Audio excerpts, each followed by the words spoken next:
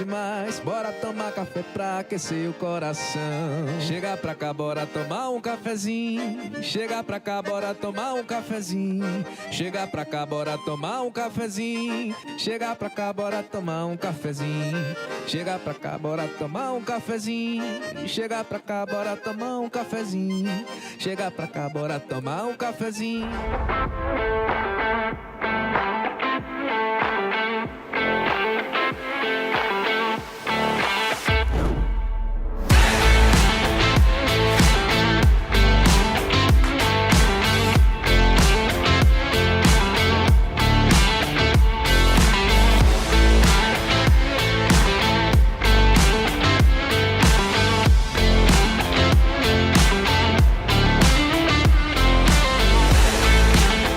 Em Natal, existe um investimento que une solidez, visão de futuro e uma das vistas mais desejadas do Brasil.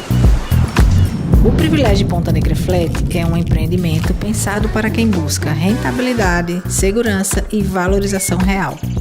Cada detalhe foi projetado para entregar conforto, modernidade e alto padrão, com a infraestrutura completa que atende o estilo de vida do turista e do investidor. Com localização privilegiada, estrutura profissional de hospedagem e um projeto assinado pela Andrade Marinho, construtora com mais de 30 anos de credibilidade, o Privilégio reúne o que realmente importa: qualidade na entrega e confiança no investimento. As obras avançam, a expectativa cresce e as últimas unidades estão disponíveis. Se você quer investir com segurança em um empreendimento que gera renda e valorização contínua, invista no Privilégio Ponta Negra Flat. Andrade Marinho, construindo hoje o futuro de Natal.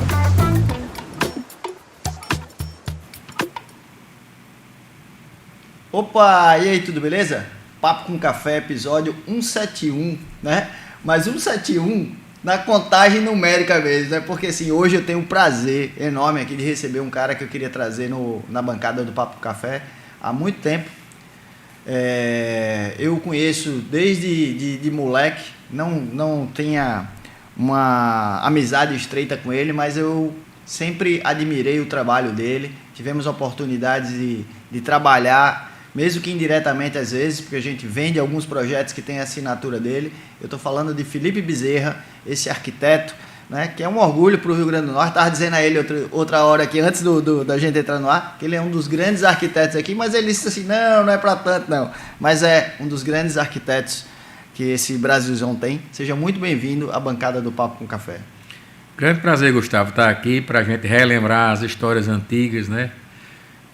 Tivemos uma longa convivência, principalmente com seu pai, né, na Ecocil e na Abreu também depois. Isso. E vai ser um grande prazer a gente relembrar um pouco dessas histórias e contar novas histórias aqui para vocês. Muito bacana, muito bacana. Felipe, a gente sempre pede para que o nosso convidado se apresente um pouquinho, assim, contar um pouco da infância, da época de escola, tudo isso, porque algumas pessoas não lhe conhecem como pessoa, né? Conhecem como arquiteto. Então conta aí pra gente um pouquinho disso aí.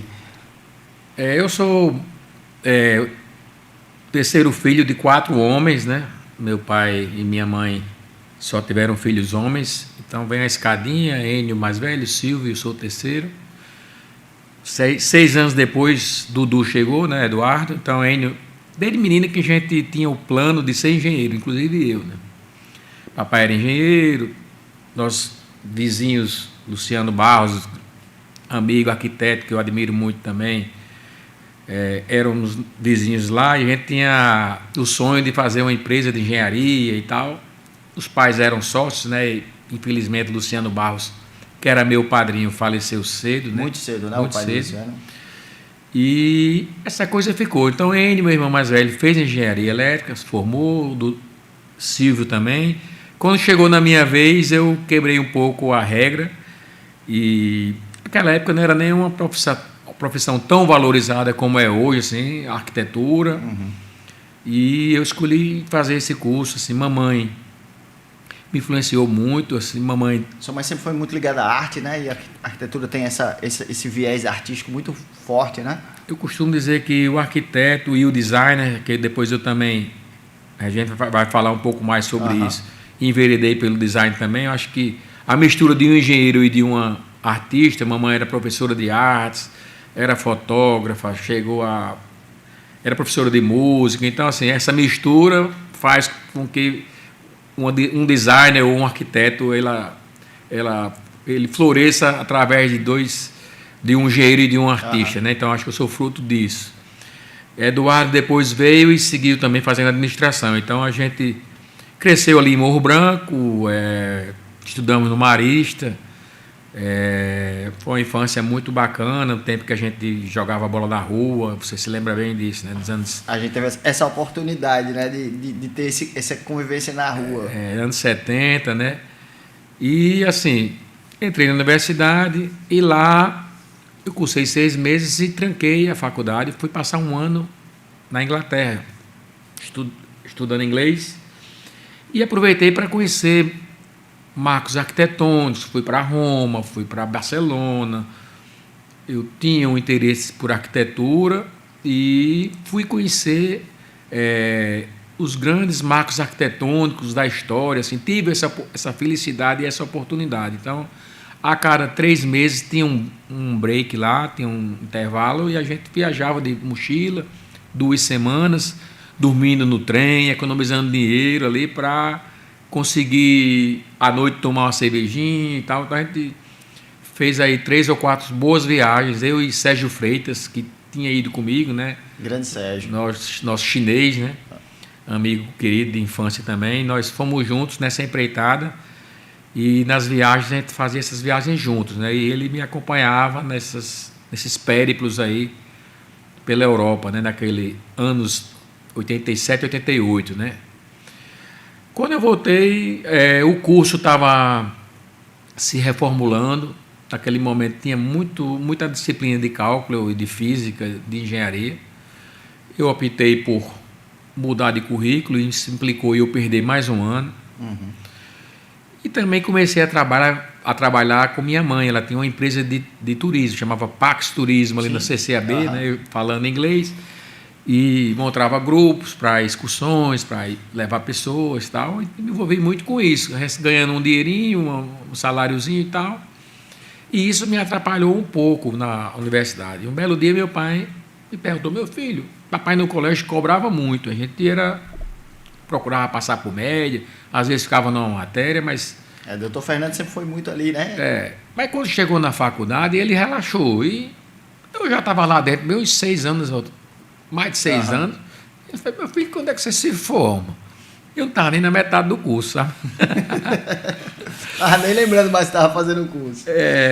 Houve essas interrupções, né? Mas um momento, me lembro muito bem, em 92, 93, houve um momento de um boom imobiliário em Natal. E esse momento me fez... a Ecosil começou a pensar em condomínios fechados, né? O sistema que até hoje ainda existe em Natal, né? Ele desapareceu por um tempo e voltou agora nos últimos anos. O mercado, se a gente for analisar, nos últimos anos com o plano diretor que estava travado aí, foi quem segurou, quem manteve o mercado foi o condomínio fechado. Mas nos anos 90, 92, 94, que foi onde houve uma mudança de plano de diretor e todo mundo correu e tal. Naquele momento não existia SFH, não existia esse sistema financeiro.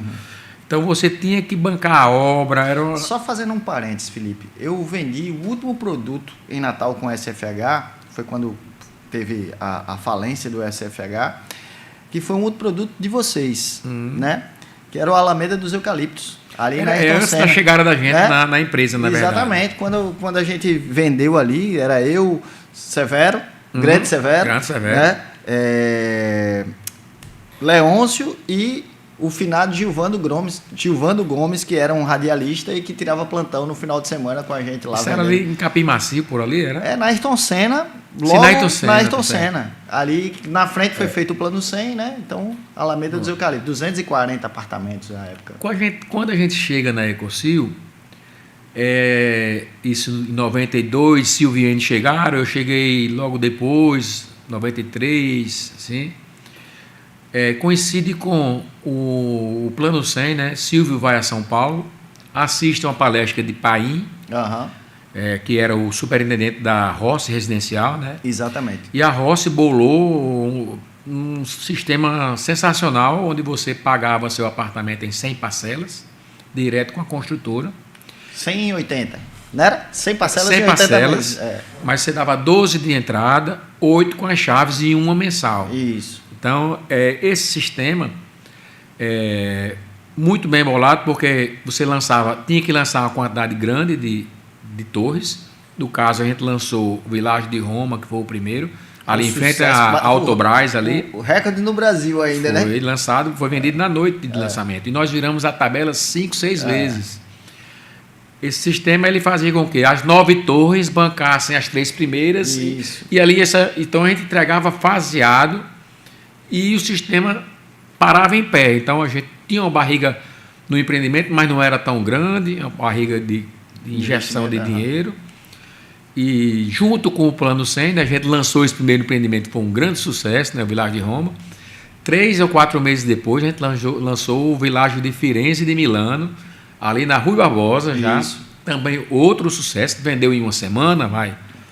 E isso transformou a empresa. A gente estava no momento que a empresa estava fazendo só obra pública, e chegamos nós, os filhos, né, a nova geração, Enio e Silvio à frente, Enio na parte financeira e Silvio na parte comercial, né? Silvio sempre foi bom de conversa ele ia para o Jornal Nacional ao vivo com 3 notas de R$100. Eu lembro muito lá, disso. Umas notas de R$50, que era a parcela, R$200. Eu balançava assim. O stand lotava.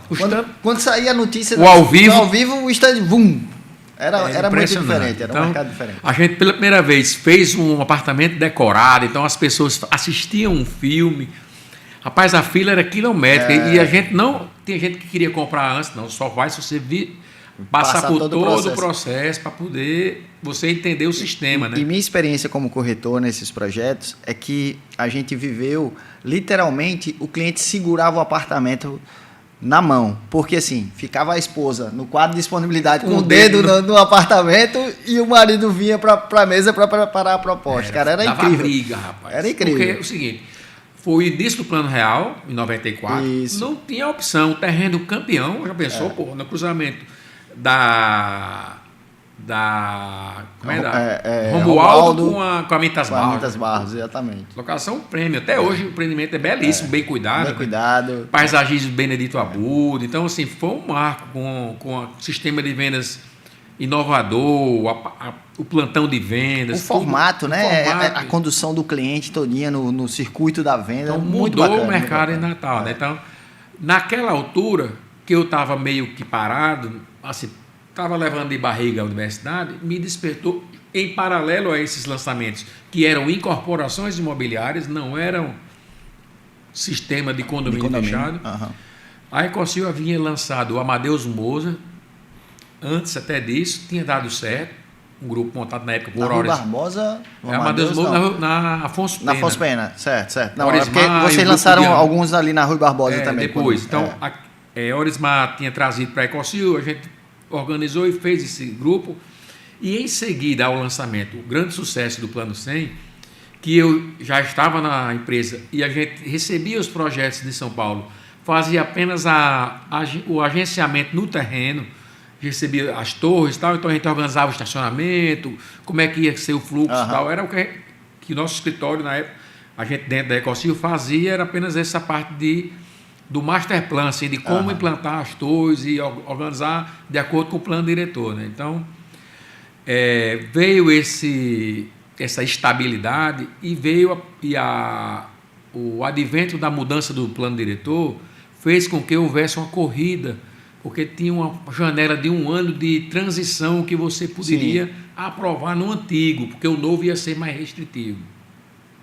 Então, foi uma época onde a gente construiu, você falou muito bem, as torres da Rui Barbosa, né? Ali são 3 torres ali, eu chamo os compositores, que é o Franz Schubert, o Amadeus Mozart, o Beethoven e o Strauss. Em frente ali ao TRE. Em frente ao TRE. Então, aqueles 3 apartamentos, aqueles 3 edifícios, eu desenhei estando na universidade. Silvio quem assinava o projeto. Então, a gente tinha lançado antes que era o Aloysio Bezerra, um pequeno prédio na Rua Enéas Reis, ali em Petrópolis, um prédio de 7 apartamentos, na casa de uma tia minha. Foi ali o laboratório, o primeiro projeto que eu desenhei na vida. E, aliás, o primeiro foi a Academia Estilo, mas o primeiro projeto de imobiliário, né? E eu morei no Caminho do Mar, né? Então ele ficava ali pertinho do Caminho do Mar. Muito perto, Caminho do Mar, que a Ecocil lançou. A gente foi para lá, a gente foi o primeiro morador de lá, papai trabalhava na época lá, e papai foi até o primeiro síndico, porque ali eu acompanhei a demolição da sede do ABC. Isso, foi construído o CCAB também, o primeiro shopping de Natal. Assim, eu lembro fazendo entrega ali das lojas no CCAB, aí a gente, quando papai saiu da Ecocil, o mercado estava num momento muito ruim, e aí a gente foi para o CCAB Sul, montamos uma loja lá, né? Então, assim, essa relação com a Ecocil, na minha infância, foi muito forte, e adolescência, até porque flamboyantes, né? Eu lembro quando começaram ali a fazer, e uma coisa que eu não esqueço nunca, a Ecocil trouxe uma equipe de Maceió para gravar aqui um comercial, porque a gente não tinha equipe para gravar aqui em Natal, nem Recife era muito caro, então veio uma equipe de Maceió, eu lembro, chegaram 3 combis, fizeram uma festa, fizeram um apartamento, foi o primeiro apartamento decorado que eu vi, né? Ali no Flamboyants. Isso a gente está falando de... Eu moleque, com 10 anos, talvez, 11 anos, 80 e pouco. Início dos anos 80, né? E me lembro com o Marco Moreno, eu dentro de um Fusca com o Marco Moreno, papai, topógrafo, grande Marco piquetando, Moreno, né?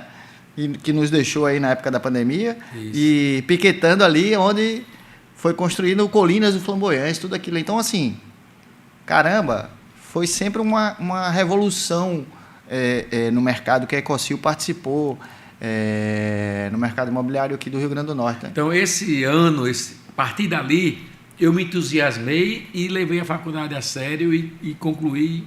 Mas no final, eu terminei em 10 anos. Eu ia ser jubilado. Até hoje eu brinco, né? Fiz bem feito, né? Por isso que eu demorei tanto, para fazer bem feito. Eu gosto de brincar. Mas, assim, foi uma experiência muito boa, porque a gente começou fazendo projetos para classe A, que eram condomínios de alto padrão, né? Apartamentos de 250 metros. Então, a gente fazia um por mês, era quase com a indústria. Ainda na época da prancheta. Da prancheta. Então, eu lembro ali em cima, no primeiro andar, que era o escritório de vocês, né? Chegava ali, pô, tinha vocês tinham os desenhistas também, né? Tinha uma equipe grande ali no escritório de vocês. Grande. Então, de lá para cá, não parei. E isso fez com que eu sou, da minha geração, acho que um dos poucos que nunca mexeu em AutoCAD. Assim, depois que começou e não parou mais, eu nunca tive tempo. Meus contemporâneos, que começaram mais devagar, tiveram tempo de iniciar de fazer essa migração para o digital. Né? Então, até hoje eu estou no lápis, na prancheta. Quando uso o iPad é só para usar a caneta no caderno, como fosse uma caneta mesmo. Então, a minha criação é totalmente analógica, o meu pensamento é totalmente analógico. E a gente projeta hoje, primeiro nasce no papel, ok? Nem que seja no papel digital, mas no papel. E depois a gente transporta para o software e a gente vai ajustando, narrando e mexe para cá e puxa aqui, assim e tal, vamos mexer aqui, isso aqui não está dando certo assim. Tu e Luciano Barros tem essa desenvoltura no desenhar, né? Que a gente brinca muito, eu brinco muito com o Luciano, assim, quando tá ali conversando, ele tá ali rabiscando, né? Fazendo no papel, que era uma coisa que a gente via muito como um arquiteto ícone do Brasil aí, que Oscar Niemeyer, que sempre trazia nessa linha, essa essência da arte no desenho. É uma pena, isso está se perdendo, né? Mas eu acho que deveria ser obrigatório, primeiros 2 anos, ninguém ter nada digital. Só papel, desenhar. Você não precisa ser um bom desenhista, você precisa ter a ideia ali e rabiscar de qualquer jeito, entendeu? Felipe, deixa eu trazer uma coisa que você me puxou aí, e eu já tive a oportunidade de ver alguns arquitetos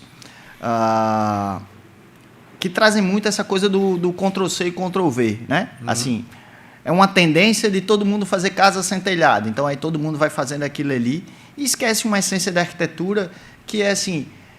Aí, quando eu vou personalizar, quando eu vou fazer uma casa, quando eu vou fazer algo muito pessoal, não um prédio, porque aí eu tenho que ver a questão de localização, perfil, quem é a persona que eu vou tratar, né? Mas quando eu estou fazendo uma casa e tudo isso, eu vejo que alguns arquitetos esquecem de perguntar assim, ei, como é que tu toma café da manhã? Tu fica na mesa?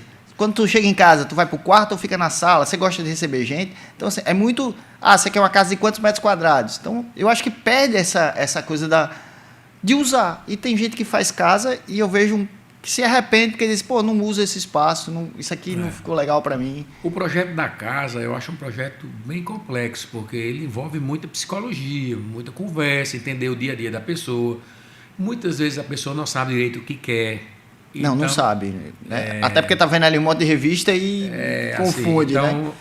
É um projeto que é bem trabalhoso, assim, para fazer bem feito e para conseguir trazer para o papel o sonho da pessoa, o que ela estava pensando e o modus vivendi dela, como é que realmente ela costuma usar o apartamento que ela esteja morando ou a casa e vai se mudar para uma nova e tal. Então, realmente é um projeto que precisa ser muito conversado e precisa perder muito tempo com esse processo para entender e fazer com que a casa seja funcional e atenda ao estilo de vida da pessoa. Senão vai fazer uma casa que o cara vai só pro quarto e nunca mais vai em canto nenhum, né? E é o que acontece muitas assim. vezes. Assim, o cara diz, poxa, e aí agora tem canto na minha casa que eu não vou, tem um ano e pouco que eu não vou. Isso, né? Não tem função, não tem. Mas a gente vê muito isso. E eu olho para cá também, assim, Natal é uma cidade que é privilegiada em relação à arquitetura. Teve um momento, eu acho que por essa questão do plano diretor, travou um pouco, teve pouca vontade dos incorporadores de investir nos projetos. Mas Natal dos anos 60, 50, posso estar errando aí no tempo, mas era uma cidade que se preocupava com arquitetura. Né? Uhum. A arquitetura não era acessível para todo mundo. Eu acho que hoje ela é mais acessível. Né? Mas, mesmo assim, as pessoas se preocupavam com o aspecto estético dos imóveis. A gente anda pelo centro da cidade, pela Ribeira, a gente vê muita coisa com uma arquitetura bonita. Né? E hoje a gente vê uma arquitetura moderna, uma arquitetura de vanguarda acontecendo no Rio Grande do Norte. Muita gente diz assim, não, Natal é muito pobre se eu comparar com João Pessoa em termos de arquitetura. E eu discordo disso. Eu acho que a nossa arquitetura é muito bacana. Talvez não tenha tanto volume, porque, como eu disse, passou um tempo a gente construindo só o feijãozinho com arroz para poder viabilizar. Eu acho que as empresas passaram a entender, compreenderam que é fundamental uma boa arquitetura no empreendimento e que essa boa arquitetura vai fazer com que o empreendimento seja valorizado. Isso é uma coisa que vem de 10 anos para cá, vamos dizer assim, em Natal, talvez até menos. Isso começou em São Paulo, uma incorporadora chamada Ideias Arvos, que você já deve ter visto falar. Ela nos início dos anos 2000, ela começou a fazer projetos na Vila Madalena, principalmente, era a primeira área que ela atuou, projetos que fugiam do lugar comum, no sentido de trazer escritórios de vanguarda para fazer empreendimentos realmente diferenciados, de uso comercial e de uso residencial. Então, essa incorporadora começou fazendo pequenos projetos e acho que ela foi a fonte de inspiração de outras empresas em São Paulo, principalmente, que depois se multiplicou pelo Brasil. Então, hoje, se você for em São Paulo, a Ideias Arvos está hoje atuando nos principais bairros, em Pinheiros, Jardins, Itaim. Acho que não faz mais nada lá na Vila Madalena, até porque lá está mais povoado hoje. Você já não tem espaços vazios para desenvolver, mas, né? assim, ela prima por ter um arquiteto de renome, por valorizar a arquitetura, e acho que isso fez com que o Brasil todo se inspirasse e passasse a adotar essa lógica, vamos dizer assim. Então, eu reputo a Ideias Arvos como a empresa que abriu os olhos novamente do incorporador, que tinha isso antes. Se for para São Paulo nos anos 60, anos 50, foram feitos belos edifícios. imigrantes. Com volume, com movimento, né? Os imigrantes que vieram fugindo da guerra, poloneses, franceses, sei lá, europeus em geral, alemães, eles construíram o centro de São Paulo. Niemeyer fez o Copan, houve Edifício Itália, Edifício Esté. Então, se você pegar, tem um livro muito interessante que chama São Paulo nas Alturas, que foi escrito por Raul Justilores, né? Ele foi editor da Vejinha, é até um amigo nosso, a gente tem um bom diálogo com ele, ele tem um Instagram bacana, e ele tem um canal no YouTube. Como é o nome dele mesmo? Desculpa. Raul Justilores. Ele tem um canal chamado São Paulo nas Alturas, e ele fala sobre arquitetura em geral.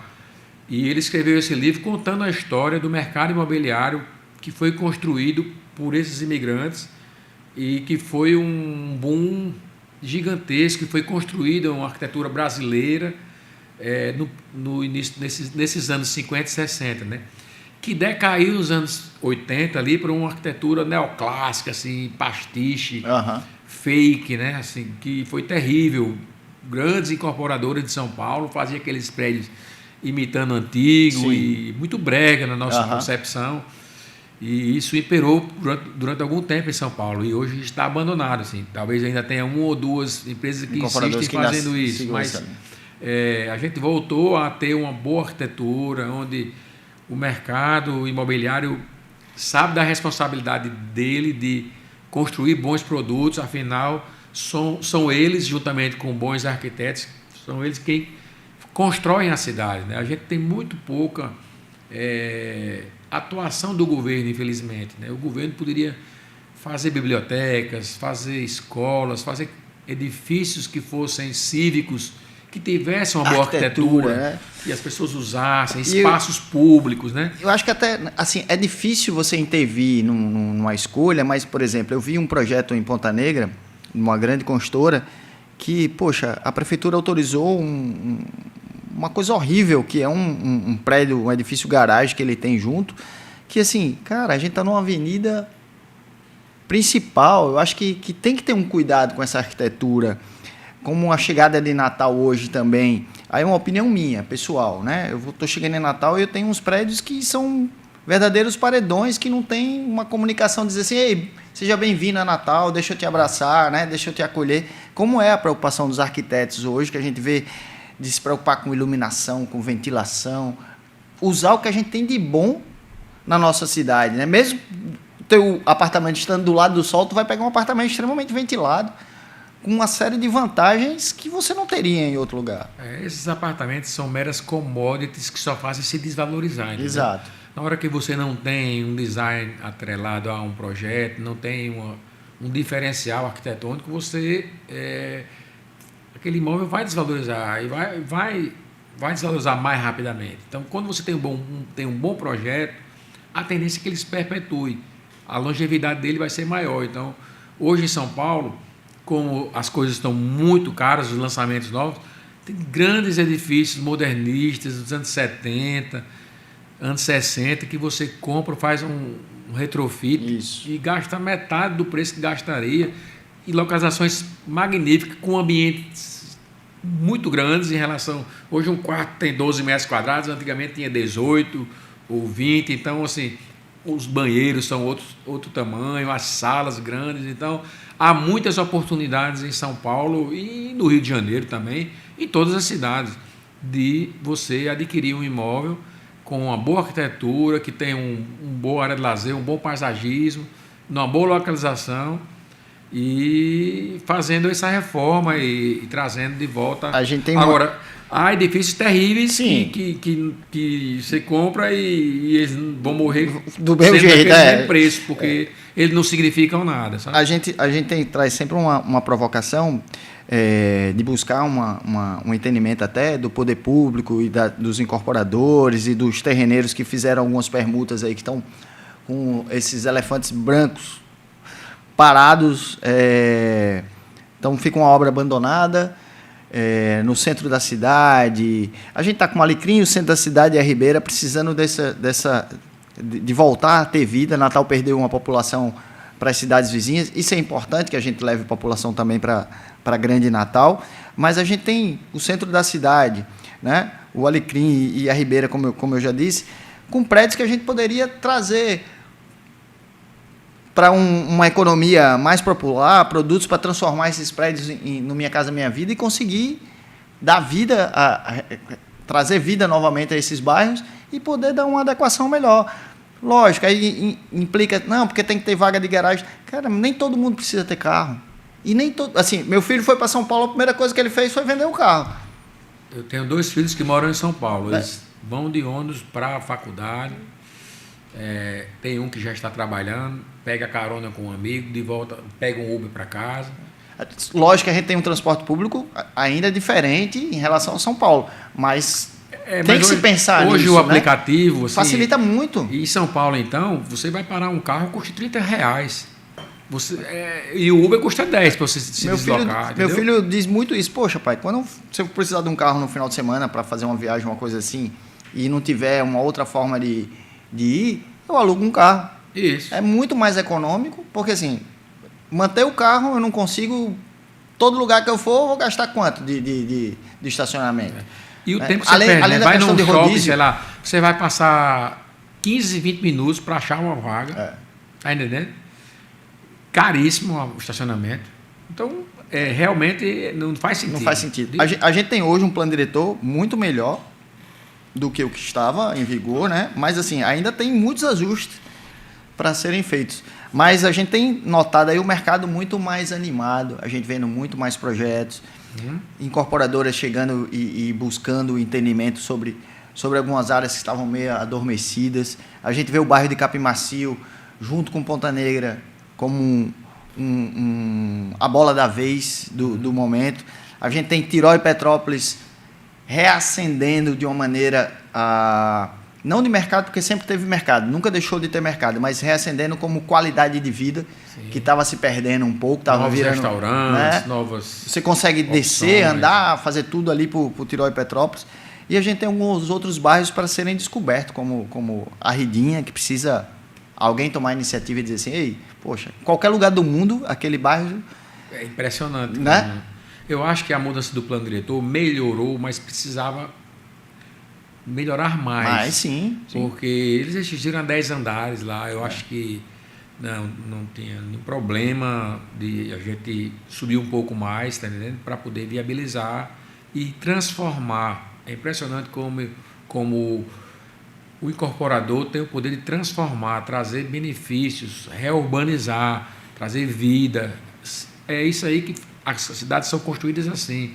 Então, já que o poder público não tem folga de caixa, deixa o privado fazer. Agora, dê possibilidade para o privado realizar, pagar os impostos, dar uma contrapartida, fazer uma gentileza urbana, deixar uma praça em frente ao prédio, reurbanizar aquela área ali. É uma pena, a Ridinha era para ser a princesinha de Natal, né? Porque assim, é brincadeira. E mantendo o mercado, a parte histórica, tudo. A Ridinha nova tem toda uma parte horizontal ali que não tem nada, assim, não tem nenhum tipo de barreira natural que seja um problema. Entendeu? Além do acesso extremamente fácil para Natal. Uma ponte foi construída uma fortuna e a gente poderia estar usando muito mais a cidade, aquela ponte. Né? Sim. A gente tem essa preocupação com essa política urbana, porque assim, mesmo o elemento mais simples que é o loteamento, quando você instala um loteamento em qualquer cidade do Brasil, a economia muda por completo, porque na hora que você instala, começou a passar uma máquina lá, já tem uma senhorinha montando um restaurantezinho para atender a peãozada, já tem o cara que vai vender a pedra, já tem você aquece todo o mercado. Então, a construção civil ela é extremamente importante. Eu acho que tem que ser aliado. A gente tem um canal muito bacana com a Prefeitura de Natal, ela sempre está trazendo as novidades, o que está fazendo, está buscando. Gostaríamos de ter esse mesmo canal com o governo do Estado, mas infelizmente a gente não consegue ter essa mesma abertura de saber as informações, de entender quais são os destinos. Tanto com as prefeituras, como a Prefeitura de Touros, que está sendo feito um trabalho muito bacana, está fazendo na cidade, como Nízia Floresta, como várias prefeituras estão mostrando o interesse pelo desenvolvimento imobiliário e dizendo assim, poxa, a gente precisa que vocês venham para cá para a gente Não, mudar a Prefeitura de qualidade. Natal Né? tem tentado, né? Álvaro começou o trabalho lá em Ponta Negra, né? Que foi uma polêmica danada, mas faz parte do processo. Fazer essa primeira etapa que foi Isso. feita foi muito importante. Muito o importante. morro estava sendo destruído. Exatamente. E fica essa coisa de fla-flu para lá e para cá, sabe? Não leva a nada. Não leva a nada. E aí vem o segundo momento agora, né? Está sendo gestado aí um concurso, né? Para urbanização. A gente participou do processo todo, foi muito bacana, muito bacana mesmo. Que venha também o parque linear, ou se não for linear, um parque de outro formato, mas que Natal carece muito de áreas públicas. Você só tem ali o Parque das Dunas, o antigo Bosque do Namorado. Você tem ali o Vale das Cascatas, que está interditado há anos, ninguém faz nada. Desde a época do governo de Robson. Passaram um tapume, Fátima disse que ia fazer, passou 2 governos e não fez, né? Então, assim, a gente precisa... Está lá com o tapume de novo, mudou o tapume agora. A gente precisa que essas áreas sejam democratizadas, porque uma área bem construída, uma área pública bem construída, é cidadania. Você vai em São Paulo, você vai no Ibirapuera, hoje está privatizado até. Rapaz, é uma beleza, você tem um restaurante lá, vai tomar um sorvete, vai caminhar lá na Marquise, vai passear, vai fazer Cooper, vai... Eu tenho um filho de 12 anos, Felipe. E ali em Capimacio, moro em Capimacio, ali em Capimacio, pertinho da casa do meu pai, tem o Parque de Capimacio. Né? Uma das poucas áreas públicas da cidade. Exatamente. Transformou o bairro. Meu filho não desce para jogar bola no prédio.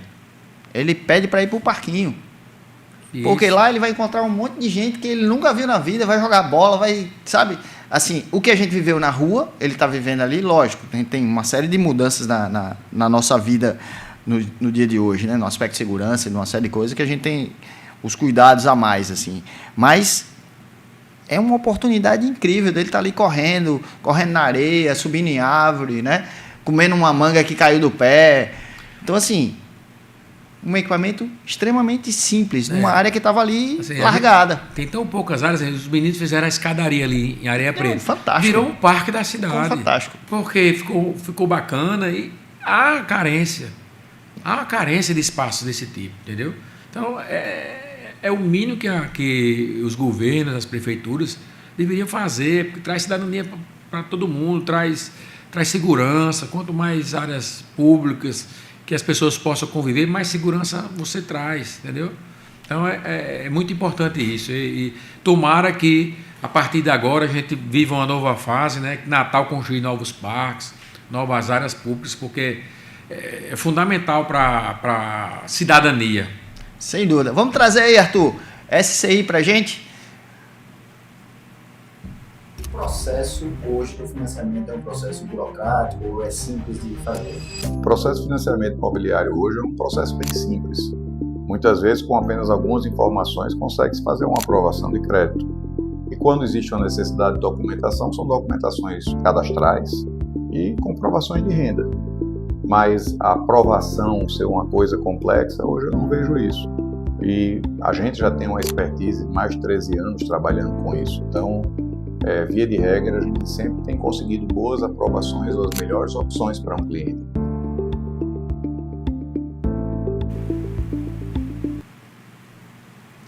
SCI, que é do Vandic Lopes, a empresa de serviço de crédito imobiliário. Você está precisando financiar um imóvel? Não perca tempo, fala com o pessoal da SCI, eles vão te dar toda a assessoria. Fala com o teu corretor, né? Você que é corretor e não tem ainda um correspondente bancário, fala com o pessoal da SCI, estão prontos aí para te atender. Porque assim, escolher um bom imóvel e ter um bom financiamento, ter uma boa orientação de como contratar bem, qual banco contratar melhor, não perca tempo não. Fala aí com o pessoal da SCI que está todo mundo pronto para te atender e te atender muito bem. Felipe Bezerra, a gente tem visto aí, a gente deu só uma pincelada, falou rápida aí sobre essa questão do litoral, mas o nosso litoral ganhou força, né? A gente começou a ter casa de praia com requinte, com cuidado, porque assim, todo mundo entendeu que pode até viver na casa de praia. A pandemia foi um acelerador de processo e mostrou pra gente que você pode ter uma casa excelente na Pipa, em São Miguel do Gostoso, em Galinho, seja lá onde for, e que vale a pena contratar um arquiteto, né? Que vale a pena escolher um projeto imobiliário que tenha sido feito com um arquiteto que teve o cuidado, com o material aplicado ali, com a questão de manutenção. Porque hoje, assim, antigamente eles diziam, bota madeira aqui. Aí acaba nem se preocupava, pô, como é que eu tenho que manter essa madeira, como é que vai estar daqui? Então, hoje vocês têm uma preocupação, eu vejo muito isso, do arquiteto de entender assim, cara, como é que vai ser a manutenção disso aqui? Eu quero que minha obra de arte permaneça bonita por longos anos, né? Verdade. E você esqueceu de citar aí Búzios, né? Búzios está Sim, vivendo um Búzios, momento, né? Eu particularmente, estou fazendo alguns projetos lá em Búzios, assim, e Búzios virou, assim, a qualquer luxo, né? Usando uma palavra antiga. Uhum. E acho que o Porto Brasil foi um empreendimento que... Um divisor de água, foi um né? grande sucesso e tornou-se muito caro, né? Extremamente caro, né? Um terreno ou uma casa no Porto Brasil, né? Isso fez com que Búzios ressurgisse, né? Havia Búzios, sempre foi uma praia muito bacana, muito bonita. Um banho espetacular. Mas assim, era aquela Búzios tranquila, as casas antigas, e essas casas estão se transformando em condomínios, né? Em empreendimentos. Então eu acho que Búzios está vivendo assim, pelo menos para o natalense. Claro que São Miguel do Gostoso tem um mercado. Lógico. Muita gente de fora que vem para fazer kitesurf, pessoal de São Paulo, gente de Goiás, sei lá, de outros estados, né? A Pipa também tem essa pegada de estrangeiro.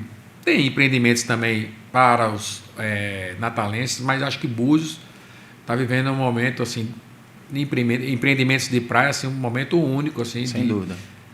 O que você lançar em Búzios vende. Vende rápido. Tem briga lá, você fica assim, 3 caras na fila para escolher o imóvel. Sim, impressionante. Tem License, Construfit, agora Interproje,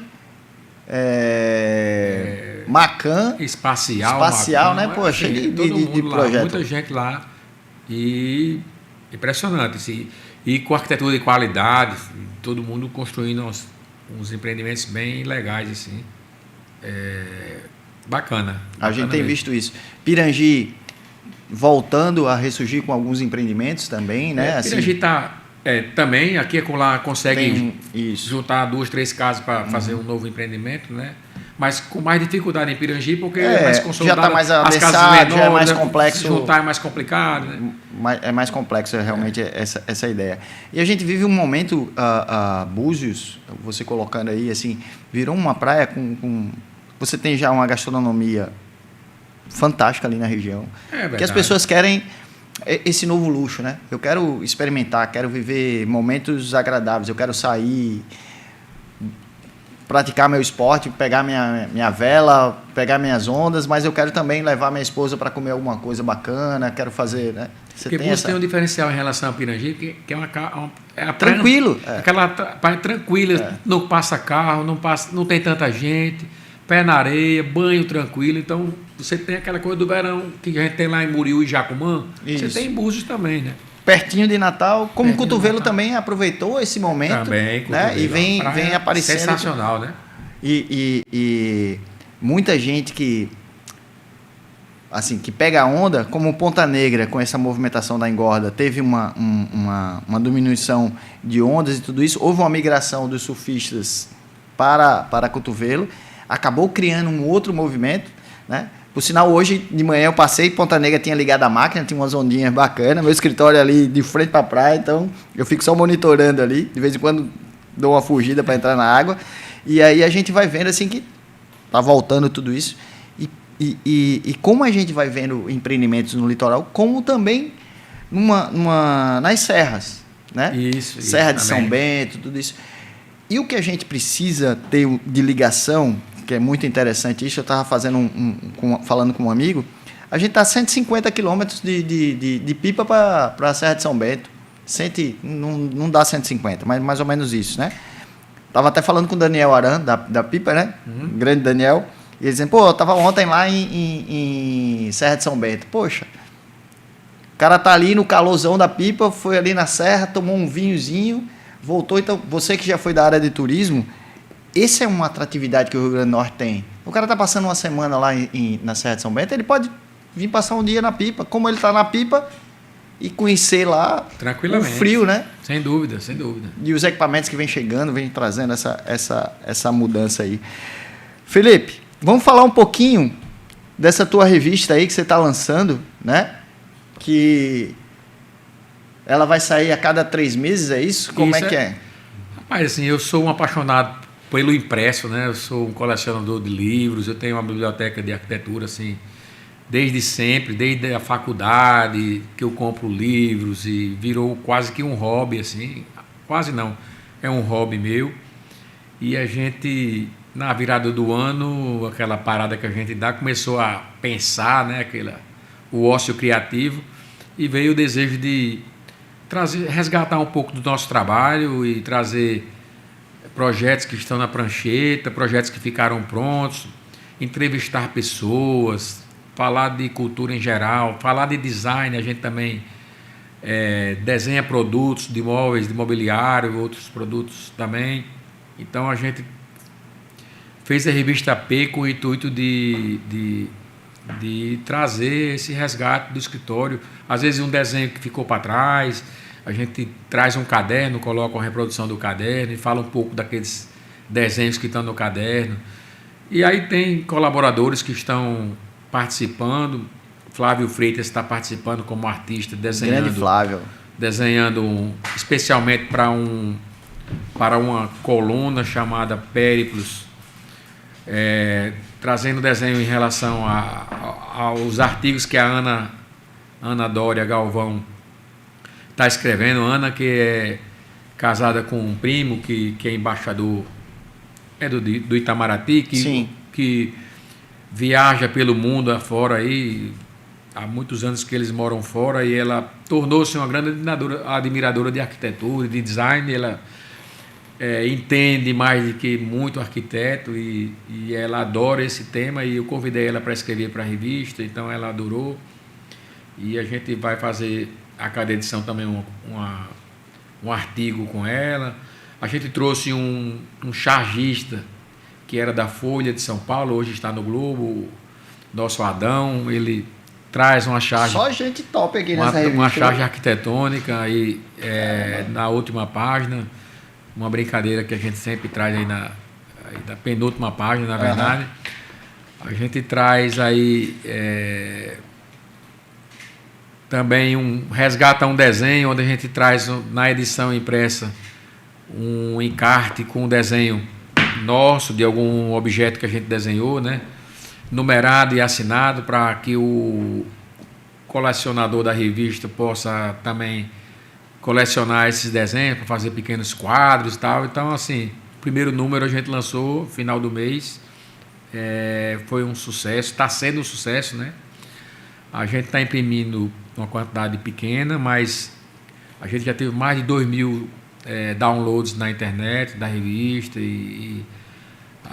Mas você falou assim que você é um amante do impresso, e uma coisa que eu disse para Fernando Fernandes: poxa, você não sabe como eu tenho saudade do cheiro do jornal do domingo. Além dos lançamentos e tudo isso, era o cheiro do impresso, né? Mas quando eu estou em São Paulo, no domingo eu vou e compro o Globo e a Folha, eu vou ler em casa. Eu sou assinante digital, mas eu compro o bicho impresso só para ter o prazer de pegar de novo no papel. É muito bom, eu senti o cheiro do jornal. Eu digo, Fernando, ele fez, não, porque a gente tá pensando em voltar aí com força o classificado digital, não sei o que e tal. Eu fiz, cara, mas o papel, né? A gente... Me lembro que era uma briga de chegar cedo lá na Abreu para pegar o jornal do domingo, né? Ou então, domingo à noite, já sair buscando... Sábado à noite a gente ia atrás de pegar domingo à noite, não, sábado à noite para pegar o poti e a tribuna, né? Saía no sábado à noite. Sair no sábado à noite para ver os classificados, ver os lançamentos, os anúncios que a gente tinha programado. Então, assim, a gente viu essa época e faz uma falta incrível. Eu sou bem...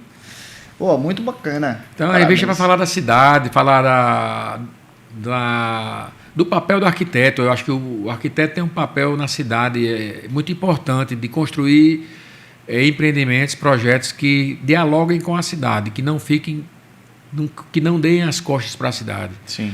Onde haja zonas mistas, onde você possa conviver o público e o privado. A gente procura trazer nos nossos projetos o máximo possível isso.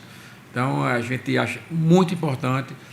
eu chamo conectar o edifício no sistema viário, sabe? Na hora que você tem um edifício com muros altos, com guaritas elevadas, trancafiado, você está num beco. Você transforma a cidade em cidade fantasma, praticamente. Então, as cidades têm que ser abertas, os muros têm que cair, se houver grades que sejam transparentes, que se houver alguma barreira que seja o mais recuado possível, você tem que ter o controle de acesso, claro, mas que você democratize áreas e que essas áreas se misturem com as áreas de calçada. Procuro trazer isso nos meus projetos e acho que isso é fundamental, é um papel muito importante que eu busco todo dia no meu escritório. Então, eu acho que meu papel como arquiteto, claro, eu tenho que atender o meu cliente, mas eu, como cidadão e como arquiteto, eu procuro fazer com que a cidade melhore, no sentido de trazer edifícios que sejam bacanas, bonitos, que sejam democráticos para que qualquer cidadão possa usufruir pelo menos de um pedaço daquele edifício. Isso nem é que muito seja bacana. numa pequena praça, um banco, um recanto que a gente consiga deixar, às vezes o empreendimento é menor e tal, mas que a gente procura sempre trazer ali algo para contribuir com a cidade. Então, eu acho que isso é minha missão, eu entendo como eu vou fazer um projeto, eu procuro trazer isso, é quase que uma missão minha. E aí você traz na Avenida Afonso Potengi, a gente tem um prédio que é um prédio já bem antigo, que é o Potengi Flat, que ele tem essa característica dele abraçar a rua, e na frente a 2A está fazendo um prédio que também fez essa gentileza urbana de deixar sem muro. Então, assim, você tem dois prédios conversando com a rua e dizendo assim, seja bem-vindo, né? O prédio do Jardins, que é projeto nosso, né? A gente construiu essa calçada larga, essa mistura de públicos.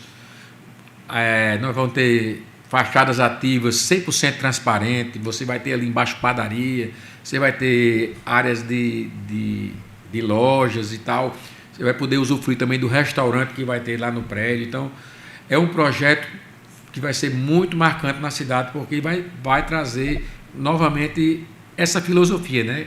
Que o Potengi Flat trouxe lá atrás, né? Isso, exatamente. Com farmácia, com lojas e tudo. Uma área ali. de charuto lá, né? Tem Isso, exatamente. um espaço lá que as pessoas usam, né? Então é muito bacana você conseguir trazer as pessoas para dentro do seu projeto. Todo mundo quer estar assim, né? No convívio junto com os seus, né? Isso. Agora sim, a gente, quando em clausura, que é o conceito do condomínio fechado, aí eu estou falando de urbanização, de lotes e tudo, de você não ter muro, tem tudo isso, é exatamente para integrar, né? Você não isolar as pessoas dentro do processo. Verdade.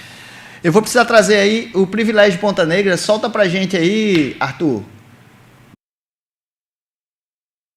Pouca gente percebe isso, mas a obra no prazo é um ativo financeiro. Não é só construção, é previsibilidade, redução de risco e confiança do mercado. Quando a obra avança dentro do cronograma, o imóvel se valoriza antes mesmo da entrega. O risco cai e o valor percebido sobe. Por isso, investidores experientes acompanham a obra de perto. Cada etapa concluída consolida o patrimônio. Mais do que promessas, o mercado responde a entregas. O Privilégio Ponta Negra Flat tem 90% da estrutura pronta. Isso reduz risco, aumenta a previsibilidade e fortalece o investimento. A sua unidade ainda está disponível. E esse time faz toda a diferença. Fale conosco e garanta a sua. Privilégio Ponta Negra, que é da Andrade Marinho, trazendo aí para vocês uma oportunidade muito bacana de vocês investirem em Ponta Negra, né? E traz esse conceito que o Felipe estava falando aqui, que, por exemplo, os apartamentos de Jardim, né? Eles estão no primeiro pavimento térreo, certo?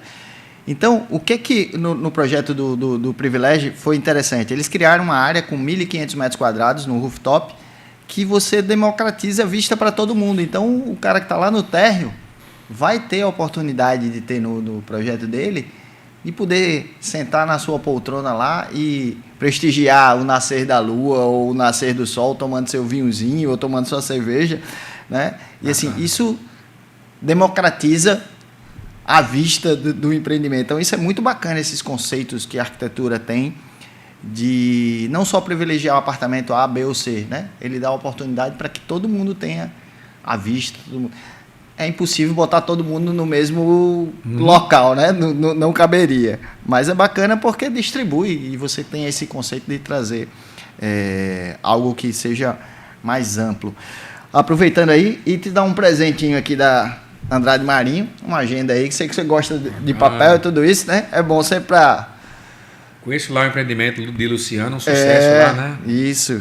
Grande Vão lançar sucesso, mais né? 2 empreendimentos aí. Luciano é uma figuraça. Voltando aqui à revista, só para fechar, quem quiser baixar a revista, pode acessar ao Instagram, @Felipe Bezerra ou @Felipe Bezerra Arquitetos. A gente vai deixar na lá bio tem aí. no link da bio, você pode baixar a revista e ler na íntegra, passar as páginas, voltar, vai e vem, baixar e entender um pouco do nosso pensamento sobre arquitetura, sobre design, as entrevistas que a gente está fazendo. A primeira, minha equipe me entrevistou, a gente formou um conselho editorial na revista e a gente fez a primeira entrevista comigo, mas ontem mesmo eu fiz uma entrevista já para número 3, né? A número 2 já está sendo gestada, então está sendo bem bacana, assim, eu estou curtindo, fazendo isso como quase que no fim de semana, como um hobby, assim. Não Bacana. tem nada para fazer, está desocupado, né? Ainda arranja mais essa revista, né? Mas é porque essa inquietude, né, é Faz importante, parte, né? né? É Faz importante, parte, faz parte. Gente, só lembrando que a gente vai ter o Salão Imobiliário agora, de 19 a 26 de abril, lá no Midway. Vão ter várias empresas expondo lá, então, mesmo você não estando trabalhando lá, você corretor, vai lá prestigiar os colegas, os amigos, né? Importante demais a gente estar envolvido aí. Ocimar é um guerreiro, está fazendo um trabalho gigante com o mercado imobiliário há muitos anos, então vale a pena a gente prestigiar o Ocimar. Fazer só um chamado aqui também, que a gente tem aí mais o blog do Gêner, virou parceiro nosso aqui com divulgação do Papo com Café e tudo mais. A BCP, que é uma empresa de inteligência do mercado imobiliário, ela é hoje uma das 3 maiores empresas de inteligência imobiliária do Brasil, nossa parceira aqui, vai trazer muitos dados.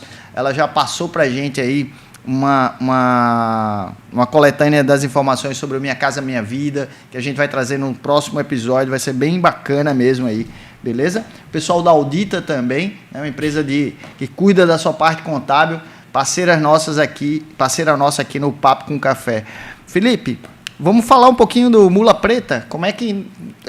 Você já deu aí todos os indicativos, né, que a figura da sua mãe foi uma peça muito importante no desenvolvimento desse teu lado artístico e tudo. E aí você hoje assina uma marca mundialmente conhecida, um design disruptivo, fora da caixinha mesmo. Chega para falar do Mula Preta aí, chega você abrir um sorriso diferente aí, né? Rapaz, começou meio que por acaso, como um hobby, assim.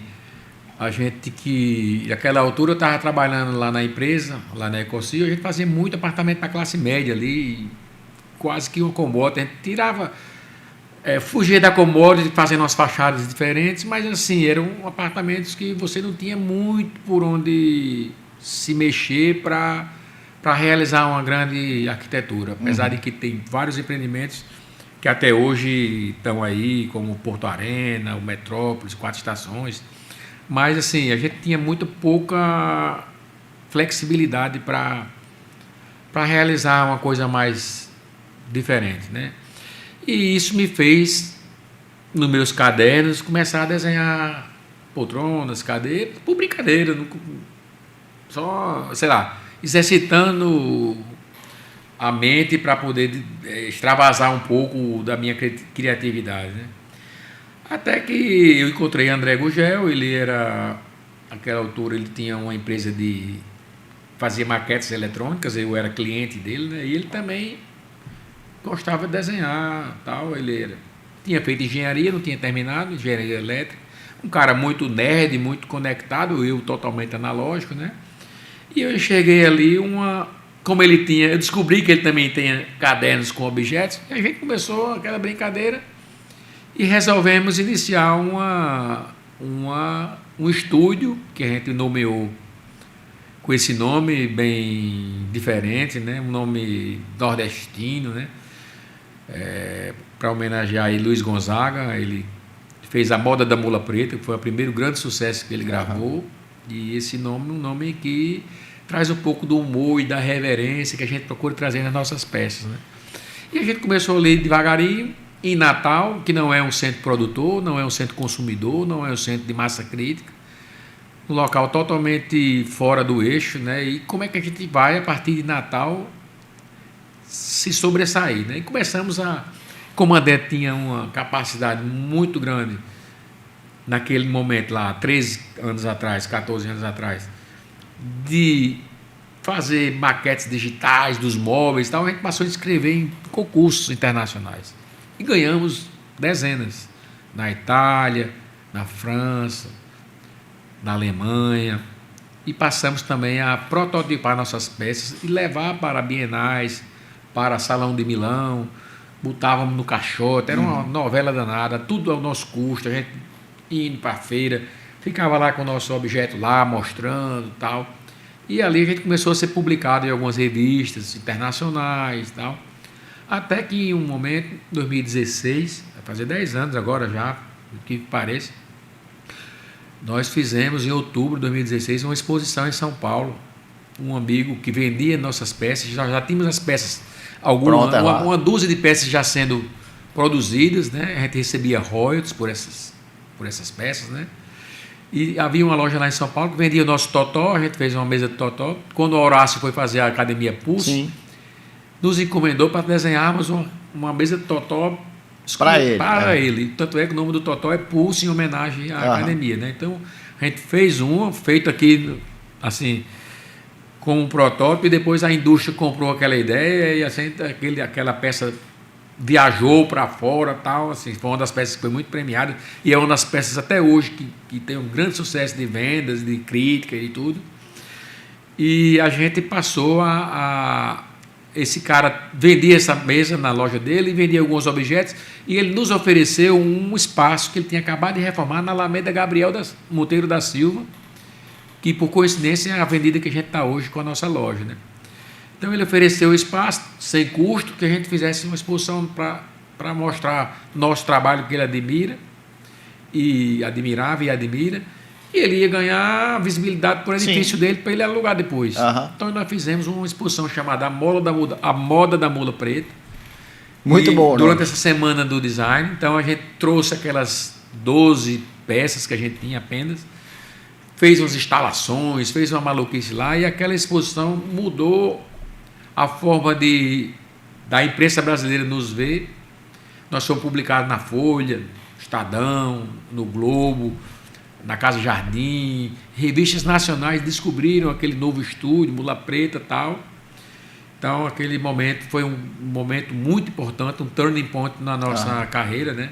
Até que, 3 anos depois, a gente decide buscar um lugar para a gente levar nossa marca para abrir uma flagship em São Paulo. E a gente inaugurou, a gente arranjou um local, um terreno, construímos do zero durante a pandemia, 2020. Nós íamos iniciar a obra dia 1º de abril e dia 18 de março o Brasil fechou. Parou. 17, 18 de março o Brasil fechou. E a gente ficou meio sem saber o que fazer. Já tinha comprado toda a estrutura metálica da obra, o vidro, estava tudo comprado. Tudo para começar. A pedra, tudo estava comprado. E a gente abortou, né? Ficou ali 2, 3 semanas sem saber o que fazer. E de 1º de maio nós rumamos a São Paulo com a equipe de pedreiros, mestre de obra, tudo. Aí levou a equipe toda daqui e nós construímos nossa loja durante a pandemia. Foi um ano impressionante. Desafio gigante. Foi um ano que a gente estava construindo a loja, estava todo mundo trancado em casa, a gente indo para São Paulo. Eu fui 3 ou 4 vezes para São Paulo, no avião da Gol, 6, 8 pessoas. Era impressionante. Tem um voo da Gol e um da TAM. E viajava 10, 12 pessoas, 8 todo pessoas. Todo mundo com medo, todo mundo ficando em casa, ou fica em casa, aí fica em casa. Rapaz, E a gente prototipando novas peças, porque o volume de peças que a gente tinha não era suficiente para uma loja de 800 metros.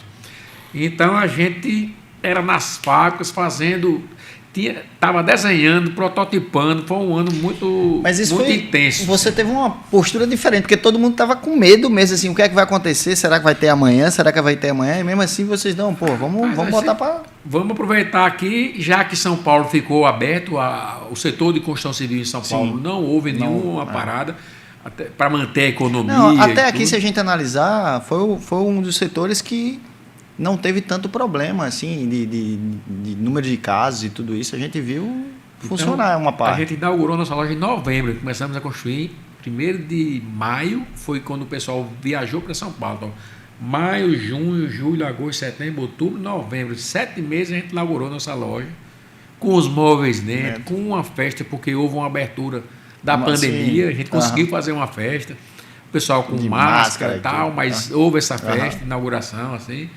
e isso foi há 5 anos atrás. Em novembro, agora a gente completou 5 anos de loja, um grande sucesso. A gente está na rua, existe uma rua em São Paulo, para quem ainda conhece, se chama Alameda Gabriel Monteiro da Silva, onde estão as grandes marcas mundiais e nacionais. A gente conseguiu arranjar um terreno nessa rua, desse miolo forte. O Wellington entrou para investir conosco, né? O Wellington do Grupo Marechal, né? Eu olhei para o André e disse: André, não adianta a gente ter metade de nada, vamos ter um texto de alguma coisa, né? Então, foi a partir daí que a gente construiu essa história e está construindo, né? Mas isso é muito bacana, Felipe. A gente vê que o Rio Grande do Norte ele tem excelentes nomes em todos os segmentos, né? E eu só entendo que o Potiguar ele precisa cada vez mais valorizar o que ele tem da terra. A gente precisa criar essa sensação, aumentar e reacender esse senso de pertencimento e valorizar o que a gente tem de bom aqui. Porque se você for olhar na construção civil, tem a empresa como a Ecocil, que é uma empresa tem o quê? 85 anos, né? Pô, você não enche na mão no Nordeste empresas que tenham mais de 50 anos, né? Se a gente for olhar. Então, assim, a gente tem aqui uma empresa da terra com isso. Fora algumas outras empresas que a gente tem, Riachuelo, tem uma série de segmentos. A gente tem a Dória aqui, com quantos anos de existência, né? Zé Lucena e tudo, que já teve com a gente aqui, que é um figuraça e tudo. Além de ser um guerreirão, né? A gente tem visto muita gente boa, só que a gente valoriza pouco, né? E a gente tem esse propósito sempre de procurar. A nossa ideia era que um dia a gente consiga botar à mesa arquitetos, corretores, construtores, todo mundo com o mesmo propósito, e dizer assim: ei, vamos agora falar da solução dos problemas. O problema a gente tem aqui uma pancada, como todo mundo tem. Agora vamos buscar a solução, vamos parar de reclamar e fazer o que a gente tem que fazer, né? Eu queria já fazer uma extensão de um convite aqui, que a gente tem um propósito de fazer um episódio especial onde a gente possa ter à mesa Dr. Fernando, Milton Simão, contando as histórias. Vamos articular isso. Pode ser lá no gabinete dele, a gente pode fazer uma externa lá, fazer com ele lá. Vai ser um prazer contar as histórias, porque eu me lembro desde a época do Esquebeu. Isso. Né? Que para ali foi o meu primeiro contato com a Ecocil, foi ali no Esquebeu. Foi um projeto muito audacioso para a época. Muito audacioso para a época, né? Isso. Então, assim, onde tem ali os prédios, quem não conhece ali o Esquebeu, tá aqui. Vixe, agora. Chamava os presidentes, né? Os presidentes, né? Na continuação da Hermes da Fonseca. E ali era uma escola de inglês, né? Isso. De um grupo americano e tudo. Era do né? governo americano. Do governo americano. Papai conta que quando ele foi comprar o terreno, ele foi falar com o embaixador americano em Recife, eu acho, se não me engano. Porque era um terreno que era propriedade do governo americano, e essa escola de inglês era para propagar a cultura americana, né? Então, foi ao governo americano que papai comprou o terreno na época. Né? Então, assim, pega ali era em frente ao Itorne e vai até a Getúlio Vargas, né? Isso, até onde foi feito o Luciano Barros. Exatamente. Então, essa é uma história que a gente precisa relembrar, e contar. E vai ser um prazer grande ter Dr. Fernando, Milton Simão ou qualquer outra pessoa que tenha junto aí para a gente relembrar isso. Verdade. Chegou a hora da pergunta do milhão, né? O que é que Felipe Bezerra não pode deixar de falar nos microfones do Papo com Café? Aí, olhando para a galera aí, contando aí, falando um pouquinho Eu acho disso. que o trabalho e a perseverança, ela é fundamental no sucesso da carreira de qualquer pessoa. Então, Todos os dias eu acordo e ralo para conseguir melhorar e entender que não existe sucesso grátis, existe muito trabalho árduo, não existe inspirações mirabolantes, tem leitura, trabalho, pesquisa, prototipagem, mão na massa, sabe? Então, isso é o que eu procuro para mim e que eu, toda vez que vou, às vezes me chamam para fazer palestras na universidade e tal, e eu digo aos jovens estudantes que querem ser arquitetos ou designers que eles têm que viajar, nem que seja no sentido de viajar hoje pela internet, né? Hoje está muito mais fácil, né? Você criar seu repertório. Então não existe arquiteto, não existe designer sem repertório, sem entender de onde veio o quê, por quais caminhos você vai caminhar, entender que existe a questão da funcionalidade, que é muito importante. Então, construir um repertório é fundamental e ralar muito. Então, o que eu deixo, a mensagem é que nada é feito sem muito trabalho. E é o trabalho quem traz o resultado no final.